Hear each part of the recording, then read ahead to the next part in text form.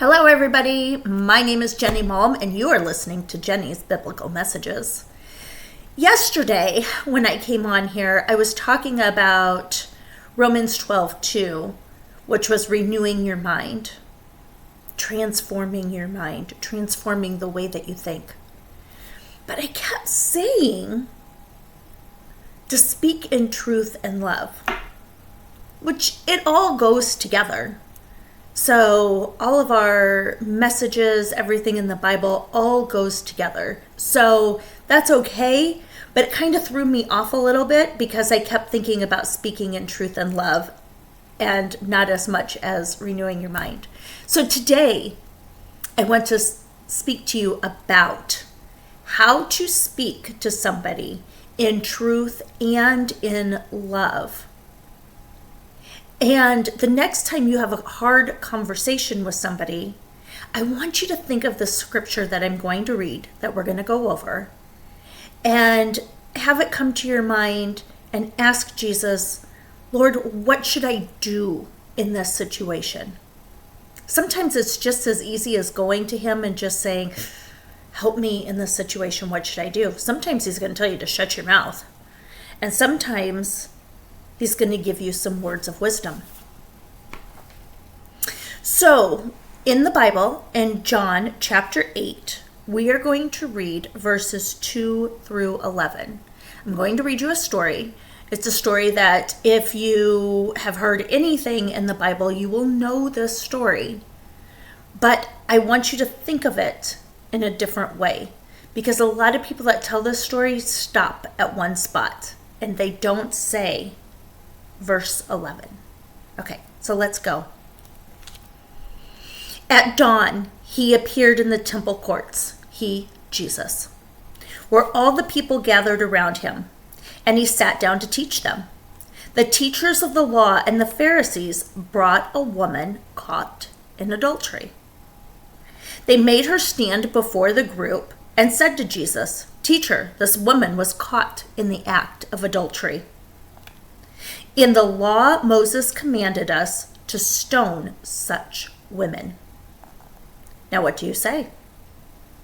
They were using this question as a trap in order to have a bias for accusing him. So they're trying to trap Jesus when they ask him these questions, when the Pharisees do this. But Jesus bent down and he started to write on the ground with his finger. When they kept on questioning him, he straightened up and said to them, "Let any one of you who is without sin be the first to throw a stone at her." Again, he stooped down and wrote on the ground. At this, those who heard began to go away, one at a time, the elder ones first, until only Jesus was left, with the woman standing there. Jesus straightened up and asked her, Woman, where are they? Has no one condemned you?" "No, sir," she said. So a lot of Bible teachings will stop there. Don't judge somebody unless you want to be judged. Don't throw that stone at her unless you have no sin. And we all have sin. We all have sin. So this is speaking in love. And this is wonderful. And this is what we should do. We have to remember that we are all sinners, that we've all made mistakes. And sometimes that is really hard to remember, especially when we see somebody doing something that is so detrimental to their life that all we want to do is help them. Sometimes it doesn't come out as help, does it? Sometimes it comes out as judgment. And I know that I do that. It's something that I am personally working on because I don't want to be that way. But we have to get to verse 11. When she started off by saying, "No one, sir," she said. No one cast a stone at her. "Then neither do I condemn you, Jesus declared. Okay? Go now and leave your life of sin.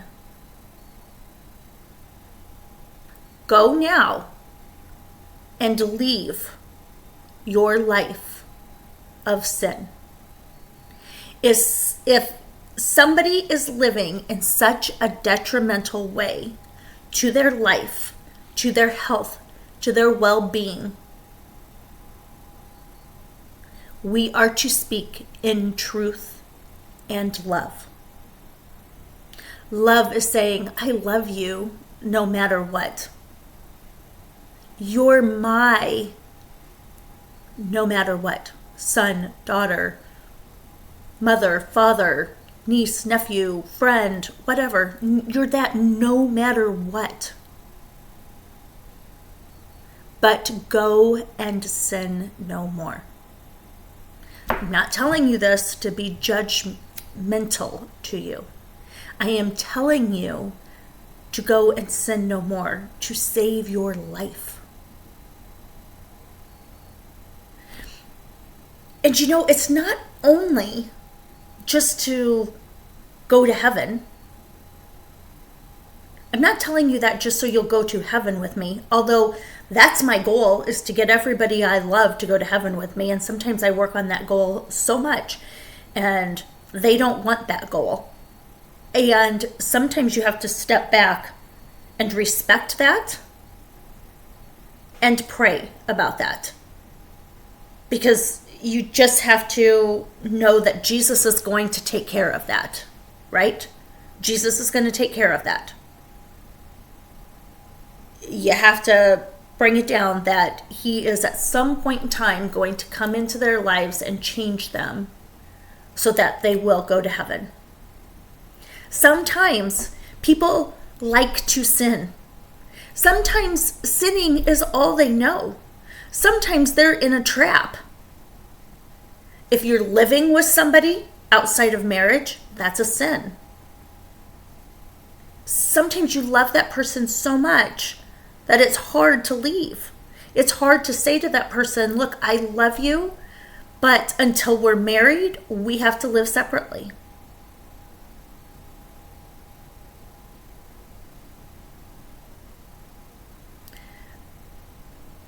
This just keeps coming to me, and so I'm going to have to say it. As Christians, sometimes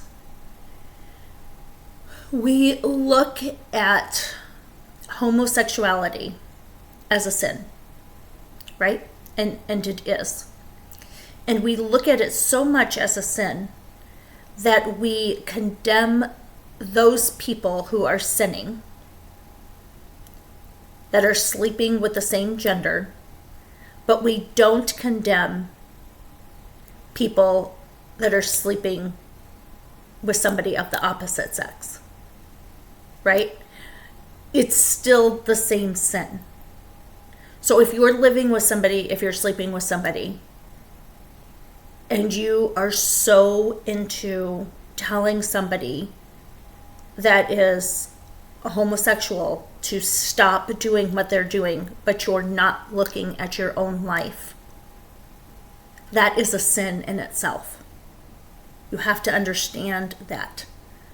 Just because somebody's sin is different than your sin does not mean that you are better than them, that you get to judge them, that you get to condemn them. Because Jesus also said, go and sin no more. So you can tell that person, go and sin no more. But you also have to tell yourself or this other person, go and sin no more. You can't pick and choose. That's part of the greatness of the love of Jesus that he brought down to earth for us. He lived an absolutely perfect life of no sin. He lived a perfect life of no sin. He was born of a virgin. He came into this world to somebody that did not sin.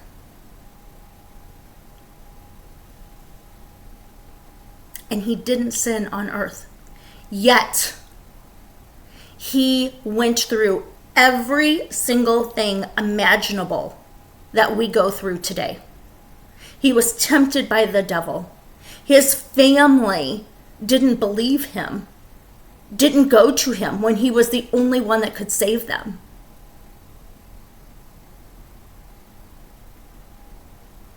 He got hurt by his friends. One of his best friends betrayed him. The whole town betrayed him.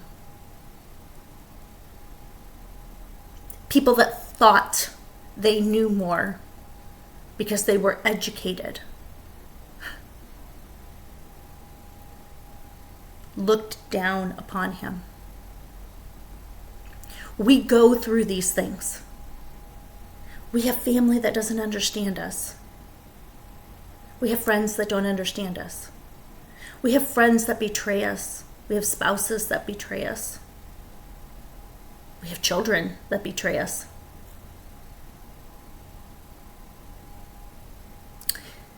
People that went to school think that they're smarter than us. The devil comes and tries to tempt us at every second of our lives. Jesus went through these things. He did. And he still died a perfect human without sin. Now, I can't say that. And I'm going to guess 100% of you cannot say that unless you're like 5. And then watch what you watch on YouTube. But